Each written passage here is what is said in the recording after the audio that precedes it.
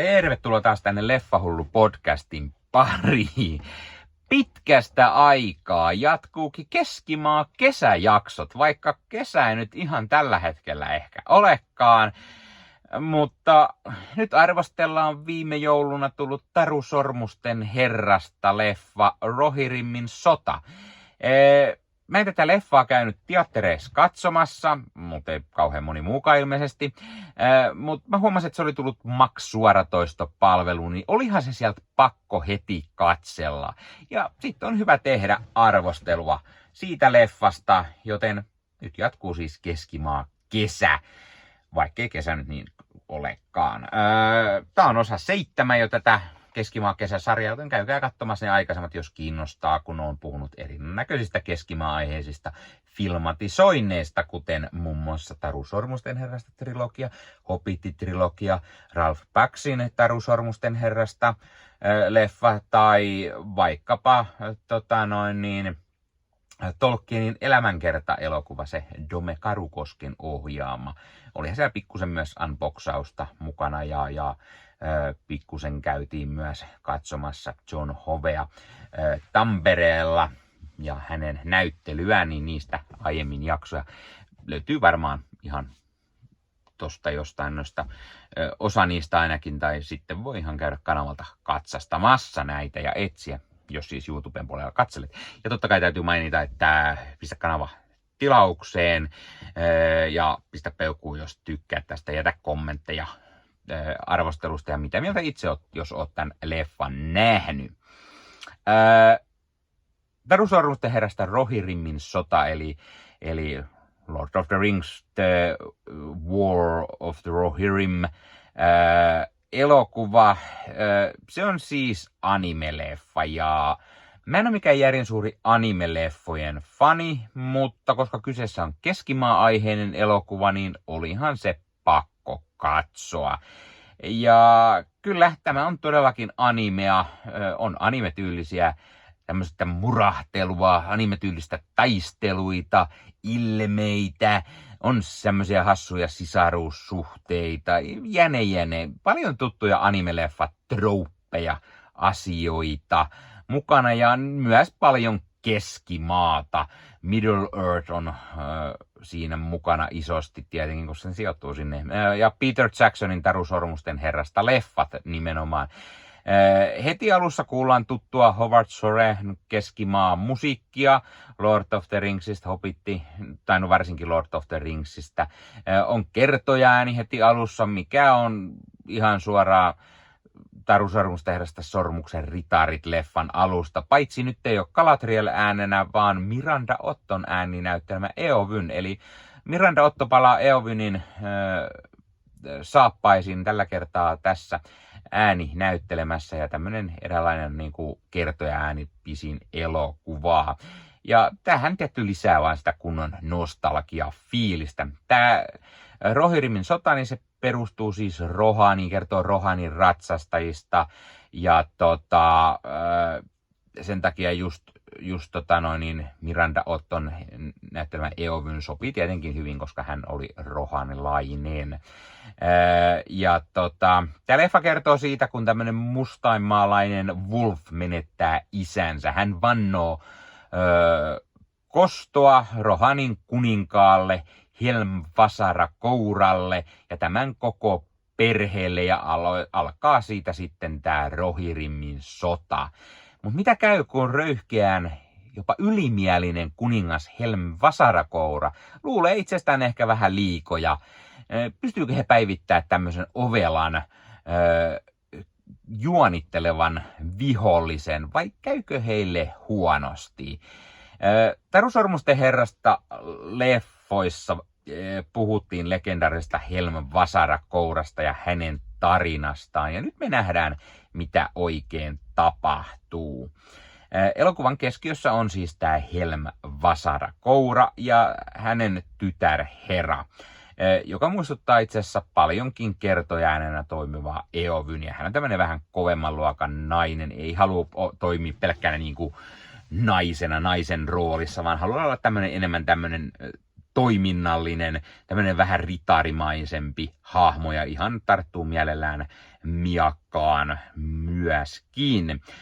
Mukana myös kuninkaan pojat Hama ja Halet, mutta ne jää ehkä hieman pienempään rooliin kuin tämä heidän siskonsa. Samoin mukana myös heidän serkkunsa Frealaf, joka sitten myöskin jää pikkusen ehkä enemmän sivuhahmoksi. Ja sitten tämä Wolf, joka on tässä leffan pahiksena, niin toimii varsin mainiosti kyllä pahiksena ja semmoinen ovelan kiaro hahmo. Elokuvan tarina sijoittuu semmoinen noin 180 vuotta ennen Taru Sormusten herrasta nähtävää seikkailua. Mä tykkään todella paljon siitä ideasta, että Keskimaa tarinat laajenee ja nähdään myös aiempia seikkailuja. Otetaan uusia lähestymistapoja, mennään vaikka animen maailmaan. Joskin mä rupesin miettimään, että olisiko tää pitänyt tulla jo aikaa sitten. Onko Taru Sormusten herrasta vielä voimissaan? No joo, jos miettii sitä Prime Videon sarjaa, niin se on melko suosittu ollut kuitenkin, vaikka sitäkin kyllä haukutaan, mutta Keskimaa selvästi jonkun verran kiinnostaa, mutta mietin, että Hobbit-leffoistakin on jo aika pitkä aika, se on noin 10 vuotta, että olisiko pitänyt tulla aiemmin. Vieläkö ihmisiä kiinnostaa tämä tarpeeksi? Ja kuinka paljon anime-elokuva kiinnostaa?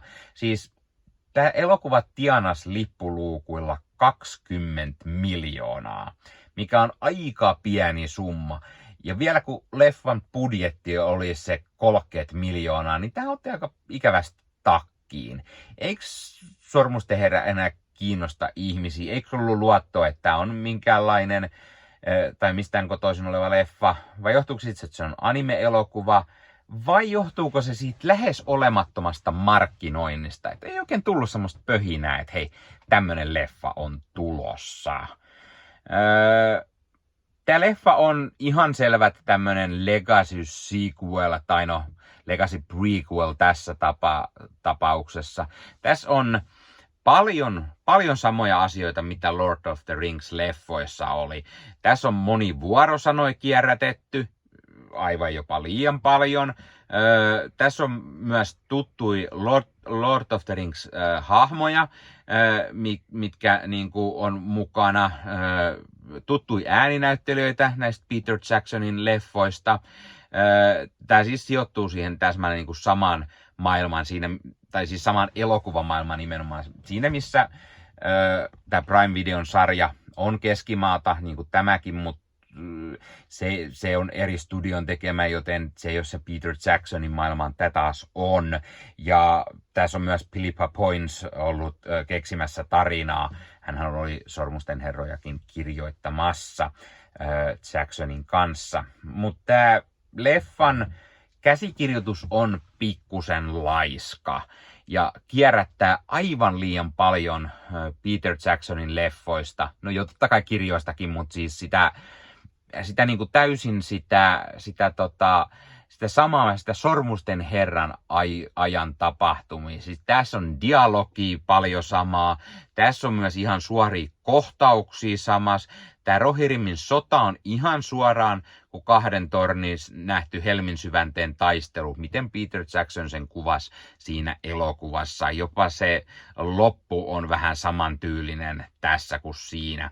Tämä elokuva kyllä näyttää tosi hyvää toimivaa animea ja näyttää ihan suoraan niin kuin Peter Jacksonin leffoista. Rohan on Rohan, Edoras, Helm's Deep, jne. Nämä on ihan täsmälleen samanlaisia, miten niissä Peter Jacksonin leffoissa, eli ei ole lähdetty tekemään mitään erilaista kikkailua niiden kanssa. Tämä leffa myös kuulostaa tosi hyvältä, koska tässä on sitä Howard Shoren tuttua Lord of the Rings musiikkia monesti mukana. Mä katsoin tämän leffan tosiaan maksuaratoistopalveluista, johon se oli tullut, ja siellä leffa on 4K:na ja on Dolby Atmos äänet, mitkä vielä siivittää menoa, niin oli kyllä aika jeppiksen kuulonen ja näköinen. Jotenkin mä jäin silti miettimään tässä, että olisiko tämän pitänyt olla live action? Olisiko se kiinnostanut suurempaa yleisö enemmän? Tai tai onko vaan se Lord of the Rings Middle Earth niinku vähän hiipunut? Vaikka se niinku jollain tavalla siellä Prime Video se sarja ja se koko juttu kiinnostaa, mutta oliko tämä nyt sellainen, että ei oikein niinku lähtenyt? Mä en itse oo, kuten sanottu, järin iso anime-fani. Mä olisin ehkä live actionina halunnut tän nähdä ennemmin, mutta sitten taas tää laajentaa mukavasti sitä koko sitä keskimaata ja sitä juttua, ja se on erilainen, kun se on animenen se erilaisuus, ja se tuo myös mieleen semmoinen, että se on hauska niin kuin lisä. Kyllä mä ottaisin mielelläni lisää anime tai animaatio eri tyyleillä tehtyä keskimaa-aiheista, mutta mä toivon, että siinä tapauksessa tarina olisi paljon hiotumpi. Se, että Helm Vasarakoura mainitaan Lord of the Ringsin niissä liitteissä tyyliin se hänen juttunsa, eikä oikeastaan mitään enempää koskaan tästä hahmosta kerrottu, niin se, että siitä on lähdetty tekemään leffaa, mutta aika vapaat kädet on otettu oikeastaan kaiken kanssa, mitä siihen niinku liittyy. Tiedettiin vaan, että on niinku Helmin syvänne ja se tulee jollain tavalla Helm Vasarakourasta se nimi, niin kyllä vähän oli semmoinen, että aika paljon itse keksitty ja aika paljon on kierrätetty kuitenkin sitä vanhaa tuttua ja niin kuin dialogia ja tapahtumia niin kuin myöden. Et jos nyt lähdetään tekemään jotain uutta anime-leffaa, animaatioleffaa, ihan vaikka live actioniakin, niin toivon mukaan siinä on sentään mielenkiintoisempi se tarina. Kun siis ongelmahan se, että täällä studiolla, Warnerilla, New Line Cinemalla, heillähän ei ole oikeuksia kun vain niin kuin Hobbit-kirjaan ja Taru Sormusten herrasta ja sitten vähän ehkä niihin liitteisiin ja näin, niin ei voida tehdä mitään Silmarillionia tai sieltä, niin halutaan tehdä lisää selvästi, halutaan hyödyntää tätä franchisea, tätä IPtä ja tehdä niin kuin lisää, mutta toivottavasti seuraavissa paneudutaan siihen tarinaan enemmän, eikä kierretä ihan liikaa sitä vanhaa tuttua. Joo, sillä tavalla tehdään tosi paljon sitä legacy sequeleja ja tässä tapauksessa prequelei. Se on se, mikä saa ihmiset, tulee se fiilis, että jes, tää on se nostalgista, on sitä samaa vanhaa tuttua, mutta silti ei näin paljon. Sanotaan, että koska mä oon Tolkien keskimaa-fani, niin arvosanaksi kyllä mä pystyn tällä arvosanaksi varmaan antaa sen 7,5/10. Ihan niin kuin just. Tässä on paljon semmoista hyvääkin ja se Lord of the Rings fiilis ja se, niin kyllä mä oon kuitenkin messissä ja kyllä mä tämän varmasti katon myös uudelleen. En muistanut ääninäyttelijöistä puhua yhtään.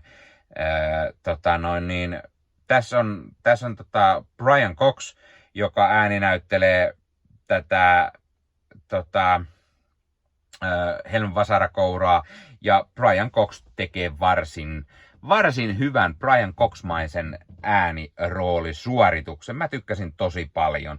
Miranda on tietty Eowyninä tuttua ja turvallista. Gaia Wise, joka on tää Heran ääninäyttelijä, toimii myös varsin hyvin. Ei sano itselle tää näyttelijä mitään. Luca Pasqualino, joka näyttelee tätä pahista Wolfia, toimii myös varsin hyvin. Piti oikein googlata, että missä häntä on aiemmin nähty näyttelemässä. Onko jotain, missä mä olisin hänet nähnyt aiemmin? Snowpiercer-leffassa ilmeisesti. No en paljon häntä siitä kyllä muista. Ja Battlestar Galactica, tää uuden, niin tämmönen esiosa, missä hän näyttelee nuorta William Adamaa, tää Blood and Chrome siis, niin siinä, mutta en kyllä muista häntä siitäkään.